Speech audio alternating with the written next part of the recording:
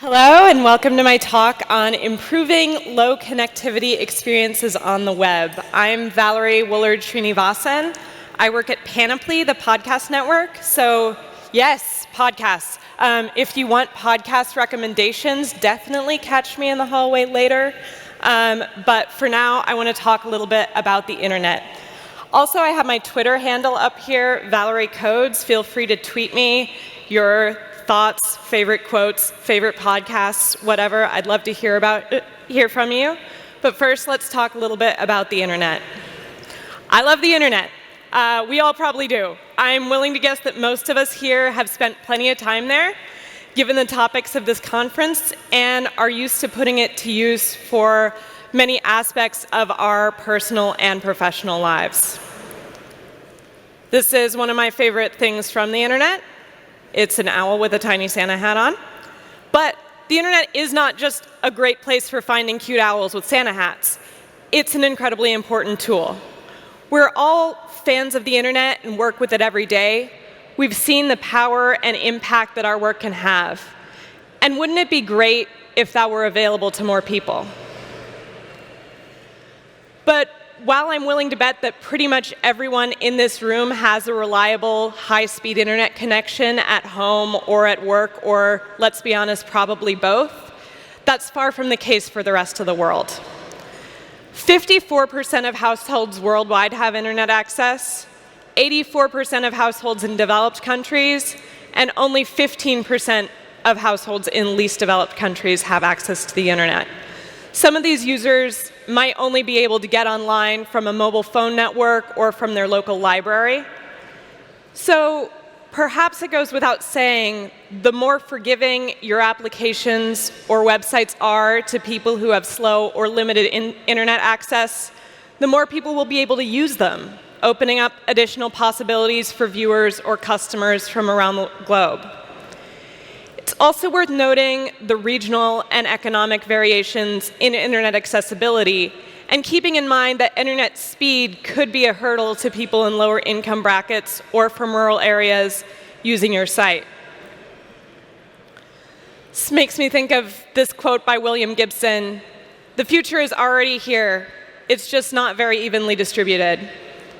As well as being the home for almost all of the work that we as developers do, the internet has a lot of promise to level disparities caused by difference in class, education, and access.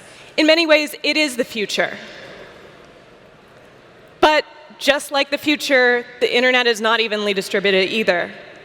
We saw in the last slide that there are huge differences in countries' internet access due to wealth and infrastructure.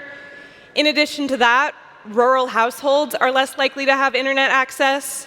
Poorer families are less likely to have internet access, and more likely to only access the internet on a smartphone rather than a computer.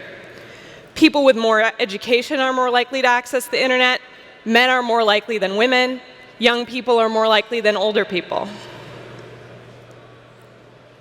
So while there may be not much we can do for users who never access the internet ever at all, there are lots of ways that we can help users who may have limited internet access, and there are lots of ways that access can be limited. Let's talk about the different types of ways people can be internet limited. People may fall into multiple of these categories, and they may not be permanent or apply to all of the ways in which a person accesses the internet. First, there's the intermittent connection. We've all probably experienced this as we try to use our mobile data network as we're on the train or going between service areas. This could also be a fixed internet access point that is unreliable due to service providers or weather. In these cases, the phone or computer may even report that it's connected to a network, but packets are not actually being delivered. Next, there's the slow connection, where a reliable connection exists, but it may be much slower than what we're used to, making it difficult to load websites with lots of rich content or background scripts. There's also the bandwidth-limited connection, which, again, we're probably much more familiar with on our phone, but also exists on home internet plans.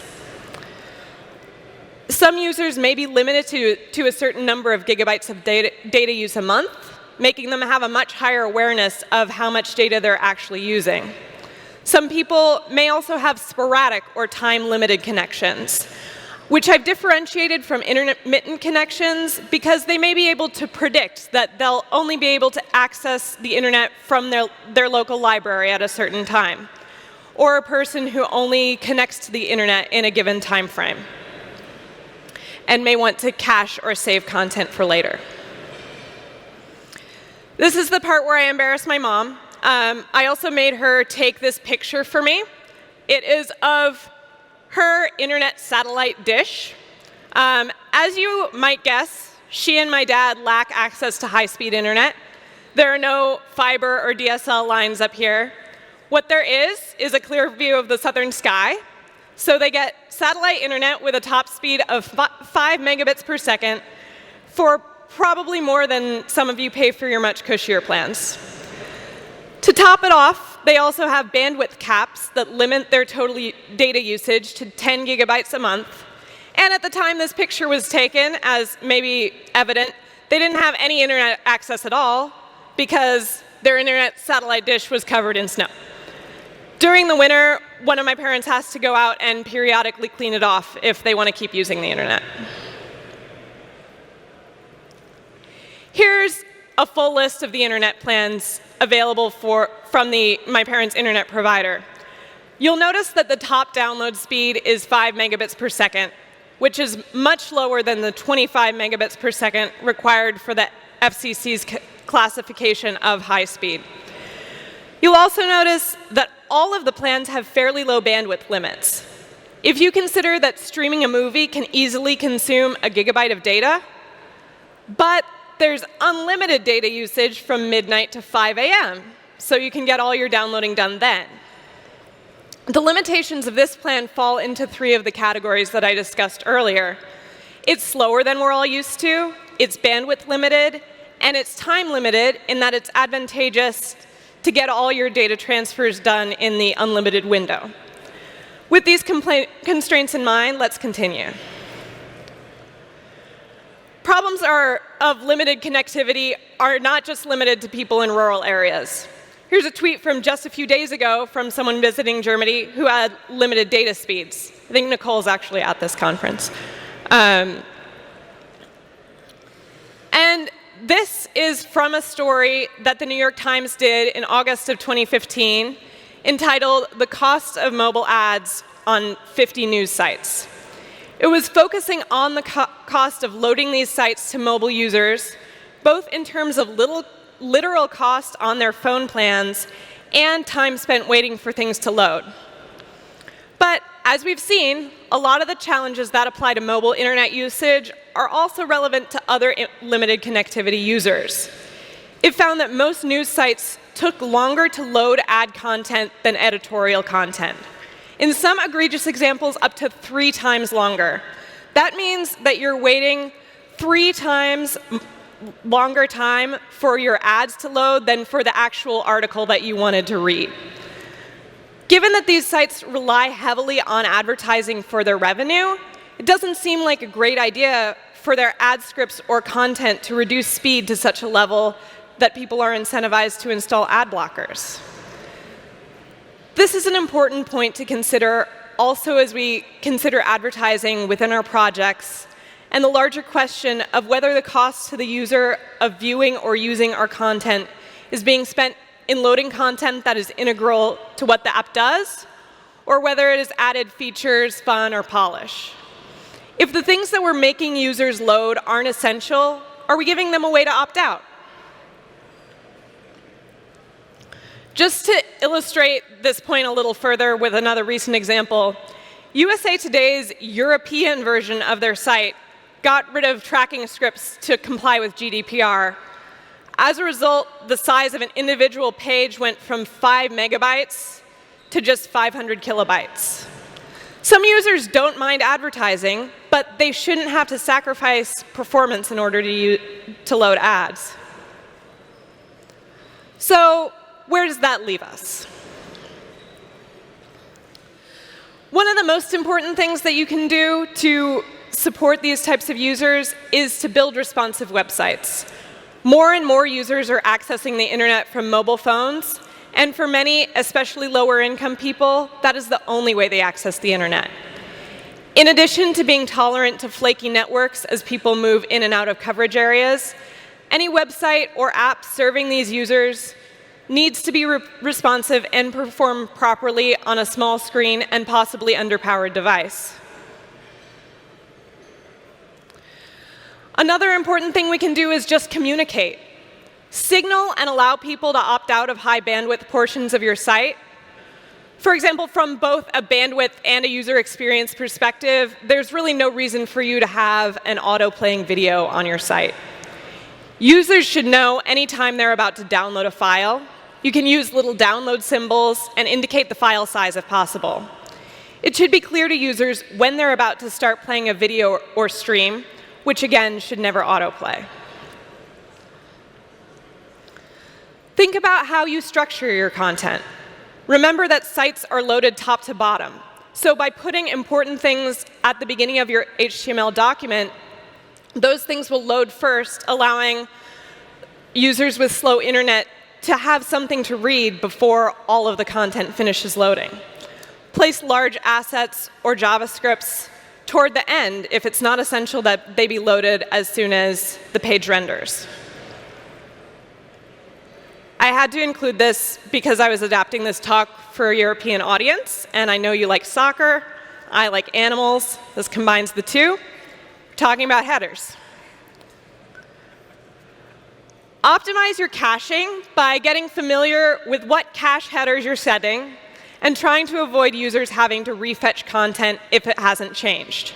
Things like fonts, style sheets, other static assets are all examples of things that probably don't change much over time, and you can improve your user's experience by not forcing a reload every time. Here are some guidelines based on UX research and attention. It takes about 1 second for users to notice that they're waiting for something to load and start getting impatient. It's ideal to have at least some content loaded after 2 seconds. Even if you can't load the entire page in that time frame on a slow connection, it'll at least give the user something to do while they wait. After 10 seconds, a user will start to lose interest and is likely to be diverted by another task. It should take 1 minute or less for a user to complete a simple task on your app, like signing up or making a purchase. Longer than that, and users will start to perceive sluggishness. So you can try testing some of these guidelines and simulating a degraded network environment and see how long they take on your sites. I found this recommendation from a UK NGO from about 10 years ago that recommended an upper limit on page size of 25 kilobytes. This was based on the connection speeds of universities in Africa and the rationale that such a page would take 10 seconds to load over a 20 kilobit per second connection.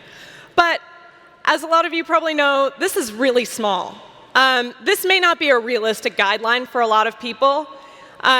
It's older and the infrastructure may have improved, but at the same time, limiting page size is very important.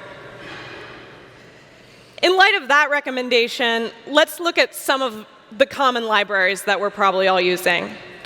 jQuery clocks in at 85 kilobytes. Bootstrap's JS is 50 kilobytes, whereas its CSS is another 125.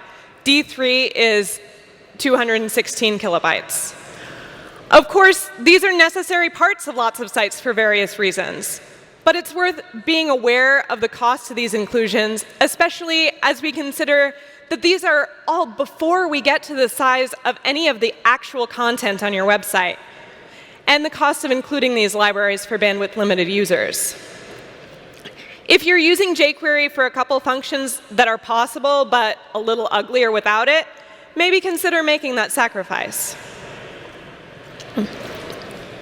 If you'd like to check the sizes of pages yourself, the Network tab on Chrome DevTools can help with profiling this.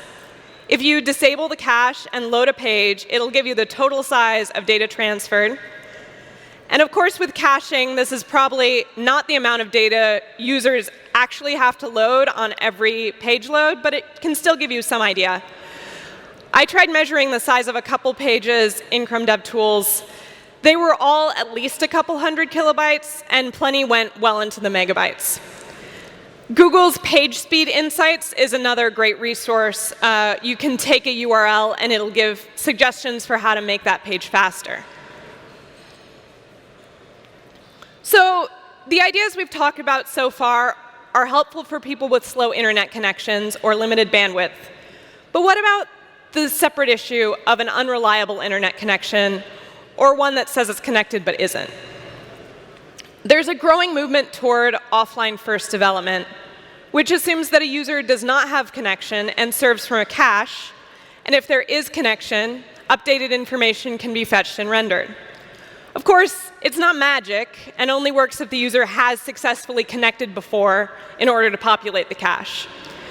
But at least it does not assume that they need a reliable connection every single time. Email clients are probably the sorts of applications that we're most familiar with that use this paradigm. Even if you aren't connected, you can see the messages downloaded from the last time you were. You can even write messages that are queued up to be sent next time you have a connection.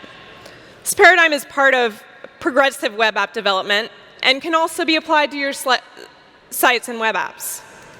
The idea of offline first is especially helpful to mobile users and others who might not be able to predict when they'll be offline.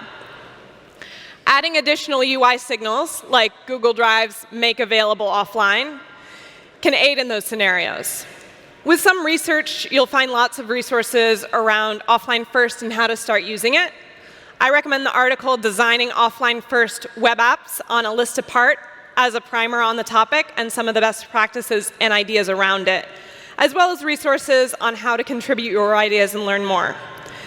The big idea is that being offline is normal and something that should be treated as such rather than just throwing an error or exception. A service worker is now supported on all major browsers.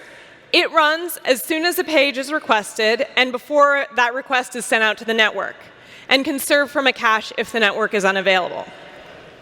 Service Worker introduces a new storage API, a place to store responses keyed by request similar to the browser cache. But it gives you a lot more control over what and how content is cached than a simple browser header.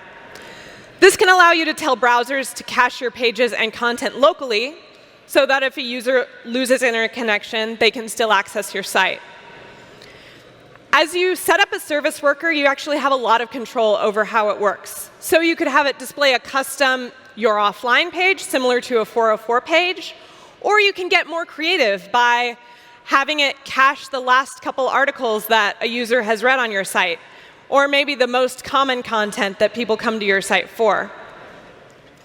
You can also use this to put control back into the user's hands by giving them some sort of UI option to save something for online use, or for offline use. Here's Google Chrome's default online page. You can play a little game with the T-Rex, which makes it somewhat less frustrating. Another useful tool in Google Chrome is that you can simulate different network conditions in developer tools, so you can test how your website or web app looks and performs to users on different types of connections. So before we part ways, I want to talk a bit more about why I think this topic is important. This quote is from a story on limited connectivity users, primarily those using only a phone, and their access to news sites.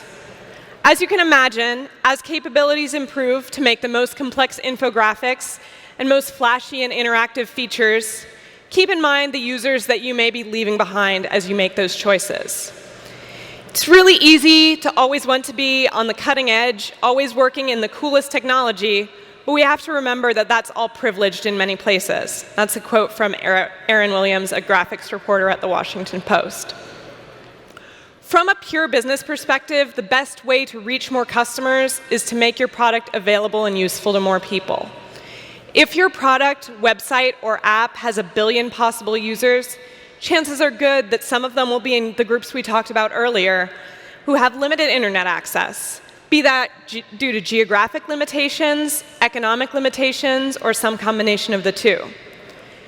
It's also worth remembering that constant and reliable internet connectivity is a privilege.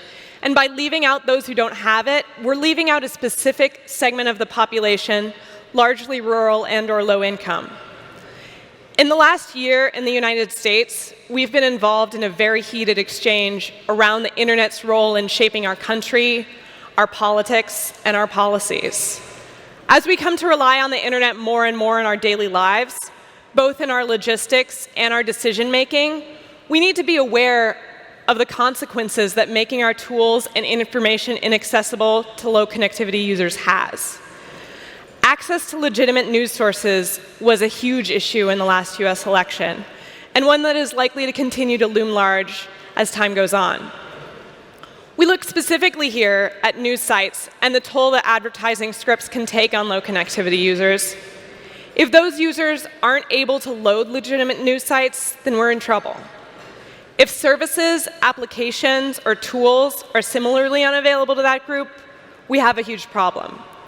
Think about this and your responsibilities in this system as you develop websites and design tools for the future. I hope that this has given you some more context and tools for supporting and empathizing with low connectivity users in your development process. If nothing else, I hope that I've convinced you to never add an auto-playing video to your website. I'd love to hear more from you. My Twitter handle is Valerie Codes, and my email is valeriewoolard@gmail.com. Again, my name is Valerie Woolard Srinivasan.